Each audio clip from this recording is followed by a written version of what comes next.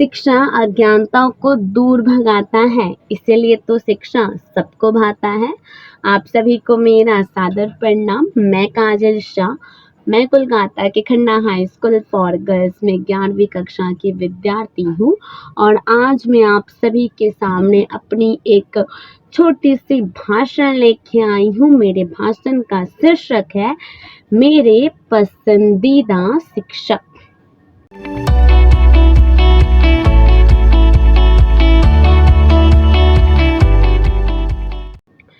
जिस प्रकार हम यह जानते हैं कि हम ऑक्सीजन गैस के बिना नहीं रह पाएंगे, भोजन के बिना, पानी के बिना नहीं रह पाएंगे, ठीक उसी प्रकार खुद पे विश्वास, अच्छा व्यवहार, जीवन में आगे बढ़ने का, उन्नति, गलत क्या है, सही क्या है, साथ ही साथ अपने आप को आर्थिक स्थिति से मजबूत बनाना, ये सब शिक्षा के कारण ही हो सकता है। इसीलिए तो शिक्षा हमारे जीवन का अनमोल तोहफा है। और ये शिक्षा हम कैसे ग्रहण करते हैं? हम अपने गुरुजनों से, अपने शिक्षकों से, उनकी मेहनत से, उनके प्रयासों से हम शिक्षा को ग्रहण कर पाते हैं। वो कभी ये नहीं सोचते हैं कि हम ज्ञान अपने अंदर ही सीमित रखें।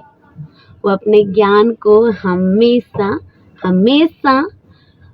सबको देते रहते हैं। इसीलिए तो कहा गया है कि शिक्षक भगवान के समान है। साथ ही साथ अगर मैं बात करूं मेरे पसंदीदा शिक्षक के, तो मेरे जीवन में सभी टीचर बहुत ही अच्छे होते हैं, सभी शिक्षकगण बहुत अच्छे होते हैं।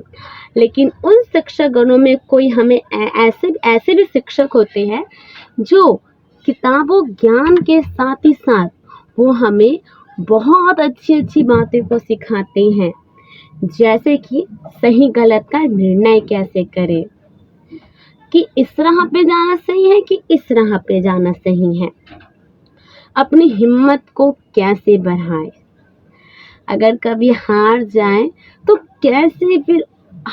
फिर कैसे उठे, ये हमें शिक्षक ही सिखलाते हैं। लेकिन कोई एक तो ऐसे जरूर होंगे जो हमें इन बातों को सिखाते हैं।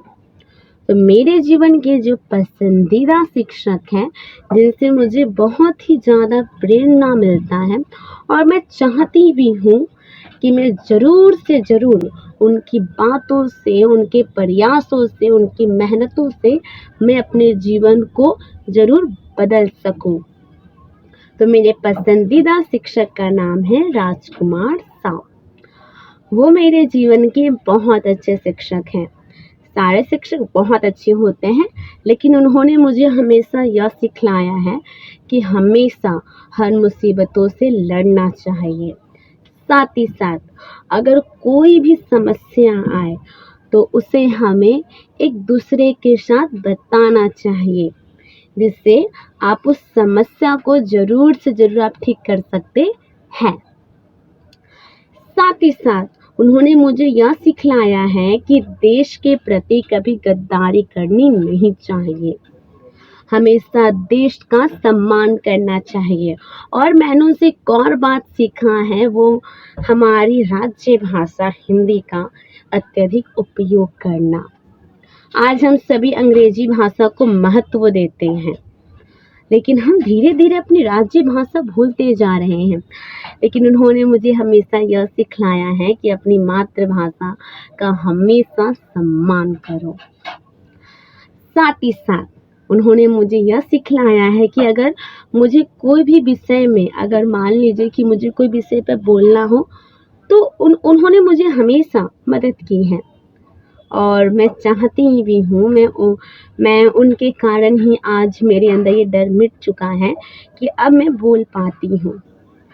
तो मैं उनके लिए बहुत आभार हूँ कि उन्होंने मुझे अपनी मेहनत से, अपने प्रयासों से उन्होंने मुझे कुछ बढ़ने का जोश दिया है। मैं ज़रूर से ज़रूर मैं कोशिश करूँगी, अपना प्रयास 100% दूँगी।